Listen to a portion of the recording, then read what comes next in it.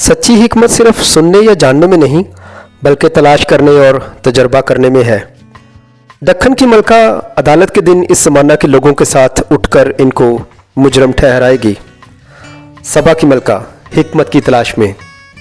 सबा की मलका, जिसे सबा या शीबा की मलका भी कहा जाता है, जनूब मगरिब में वाक़या यमन के इलाके में रिहाइश पजीर थी। ये इलाका कदीम तहजीबों में शुमार होता था जो अपनी खूबसूरती, वसाइल और तजारती अहमियत के लिए मशहूर था। यमन इसराइल से तकरीबन 250 मील के फासले पर वाक़या था। ये खित्ता खुशबूदार लकड़ियों, मसाला जात, सोना और बेशकीमत जवाहरात से माला माल था। सबा की कौम ना सिर्फ अमीर बल्कि एक अजीम तजारती कौम थी। इनके काफ़िले कीमती सामान से लदे हुए रोम, यूनान और मिस्र तक जाते थे। यमन के इस इलाके को बाज़ औक़ात परियों का इलाका भी कहा जाता था, क्योंकि यहाँ की ख़वातीन अपनी खूबसूरती और वक़ार के लिए मशहूर थीं। अलबत्ता सबा के लोग अजनबी कौम से मेल जोल पसंद नहीं करते थे, लेकिन तजारत के रास्तों ने इनके और इसराइल के दरमियान ताल्लुकात को जन्म दे दिया था। इन तजारती काफ़िलों के ज़रिए ही सुलेमान बादशाह की हिकमत, जाहो जलाल और दौलत की खबरें सबा की मलका तक पहुँची।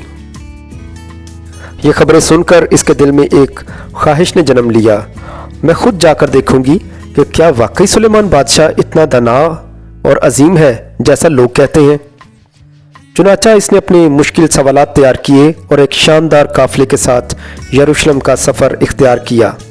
वो ऊँटों पर मसाला जात, बेशुमार सोना और कीमती तहाइफ लाद कर निकली।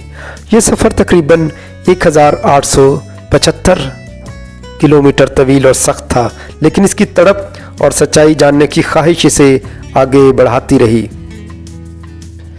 जब वो यरूशलेम पहुंची तो सुलेमान बादशाह ने इसका वालेहाना इस्तकबाल किया।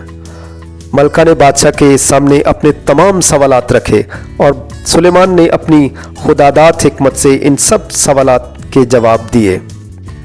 कोई बात भी इसके इल्म से पोशीदा ना थी।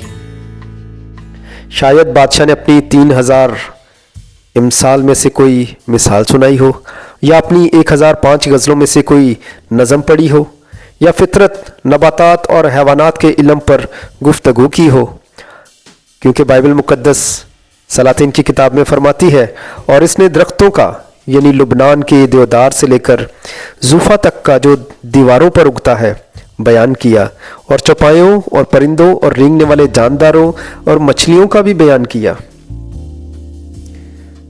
मलका ने सुलेमान के महल, अदालत, इंतज़ाम और कुर्बानियों के तौर तरीकों को बड़े गौर से देखा।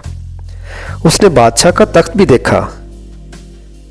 दूसरा तवारीख की किताब बताती है, इसके सिवा बादशाह ने हाथी दांत का एक बड़ा तख्त बनवाया और उस पर खालिस सोना मंडवाया, और उस तख्त के लिए 6 सीढ़ियाँ और सोने का एक पायदान था। ये सब तख्त से जुड़े हुए थे और बैठने की जगह की दोनों तरफ एक एक टेक थी, और इन टेकों के बराबर 2 शेर बब्बर खड़े थे, और उन छुओं सीढ़ियों पर इधर उधर 12 शेर बब्बर खड़े थे। किसी सल्तनत में ऐसा कभी नहीं बना था। ये शानो शौकत और हिकमत का इम्तजाज उसके लिए हैरत अंगेज था। उसने देखा कि सुलेमान का महल कीमती लकड़ियों और तराशे हुए पत्थरों से बना है, और इसके बर्तन तक सोने के थे, कोई भी चीज चांदी की ना थी। हैकल की खूबसूरती और तकदीस ने भी मलका को गहरे तौर पर मुतासिर किया। मूरिया के पहाड़ पर वाक़या ये हैकल, जो कभी उरनान यबूसी का खलियान था, सोने और कीमती पत्थरों से मुज़य्यन थी। जब बादशाह कुर्बानी के लिए हैकल में दाखिल होता तो मलका हैरत से खुदा की हजूरी को महसूस करती। रवायात के मुताबिक मलका अथोपिया, सबा और रवासी ममालक की हुक्मरान थी।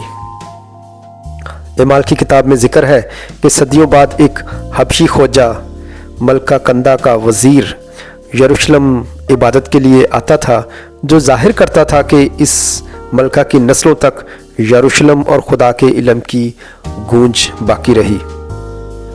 मलका ने अपनी आंखों से देख लिया कि सुलेमान की बादशाहत इंसानी ताकत से नहीं बल्कि खुदा की बरकत से कायम है। चुनाचा उसने ईमान से कहा, जो पहले सलातीन की किताब में मरकूम है।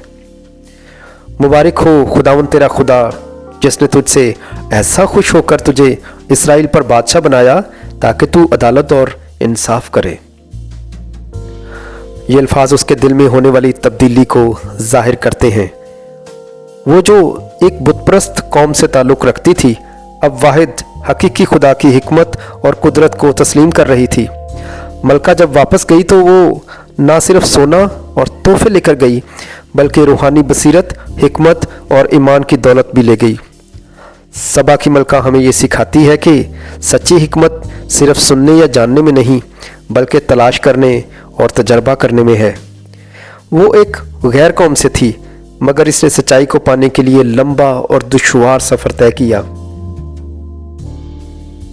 आज की कहानी आप मिसेस रेवरेंड शहबाज अंजुम की किताब ख़वातीन बाइबल से सुन रहे हैं। आज की मसीही औरत भी इससे ये सबक ले सकती है कि ईमान के सफ़र में कुर्बानी, जुस्तजू और आजिज़ी ज़रूरी है। यसू ने भी इस औरत की तारीफ़ करते हुए कहा, जो मत्ती रसूल की इंजील में मरकूम है, कि दक्खन की मलका अदालत के दिन इस ज़माना के लोगों के साथ उठकर इनको मुजरम ठहराएगी, क्योंकि वो दुनिया के किनारे से सुलेमान की हिकमत सुनने को आई, और देखो यहाँ वो है जो सुलेमान से भी बड़ा है। आमीन।